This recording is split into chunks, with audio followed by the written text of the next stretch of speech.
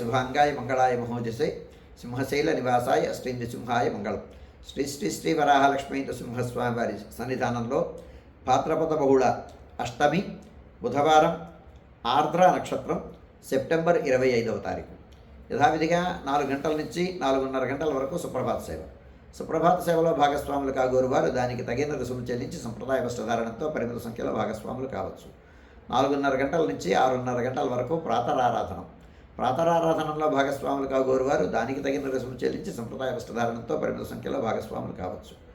4:30 గంటల నుంచి 6:30 గంటల వరకు జరిగేటువంటి ప్రాతరారాధనలో భాగంగా నిత్యవేద పారాయణం, ఉపనిషత్ పారాయణం, దివ్య ప్రబంధ సేవాకాలం, అనంతరం ధూపసేవా సమయంలో చతుర్వేద పారాయణం, శ్రీరామాయణం, భారతం, భాగవతం, విష్ణు పురాణం, క్షేత్రమహాత్మ్యం, వరాహపురాణం, శ్రీభాష్యం, భగవద్విషయం మొదలైన గ్రంథాలన్నీ పారాయణం చేయడానికి ఉపక్రమిస్తారు. అనంతరం బాలభోగ నివేదనం అయిన తర్వాత నిత్యహోమం, బలిహరణం అయిన తర్వాత మంగళాశాస్త్రం, చాతుర్మార్గోష్ఠి, తీర్థ వినియోగం అయిన తర్వాత చుట్టు సన్నిధుల్లో మంగళాశాస్త్రం పూర్తి చేసుకున్న తర్వాత సుమారు 6:30 గంటల నుంచి సర్వదర్శనం ఆరంభమవుతుంది. 7:30 గంటలకు సహస్రనామార్చనం, 8:30 గంటలకు ఆర్జిత గరుడ సేవ, 9:30 గంటలకు ఆర్జిత నిత్య కళ్యాణం ఆరంభమవుతాయి. ఆయా సేవల్లో భాగస్వాములు కాగోరు వారు ఆయా సేవలకి తగిన రుసుము చెల్లించి సంప్రదాయ వస్త్రధారణతో పరిమిత సంఖ్యలో భాగస్వాములు కావచ్చు. 11:30 గంటల నుంచి 12:15 గంటల వరకు రాజభోగ నివేదనం, మహానివేదనం.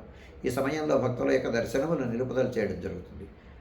భగవద్రామాంజుల మాసతి నక్షత్రమైనటువంటి ఆర్ద్ర నక్షత్రప్రయుక్తమైనటువంటి ఆస్థానం సేవాకాలం ఈ సమయంలో జరుగుతుంది. 12:15 గంటల నుంచి మధ్యాహ్నం 2:30 గంటల వరకు సర్వదర్శనం కొనసాగుతుంది. 2:30 గంటల నుంచి 3 గంటల వరకు మధ్యాహ్న విరామం. ఈ సమయంలో భక్తుల యొక్క దర్శనములు నిలుపుదల చేయడం జరుగుతుంది. మధ్యాహ్నం 3 గంటల నుంచి రాత్రి 7 గంటల వరకు సర్వదర్శనం.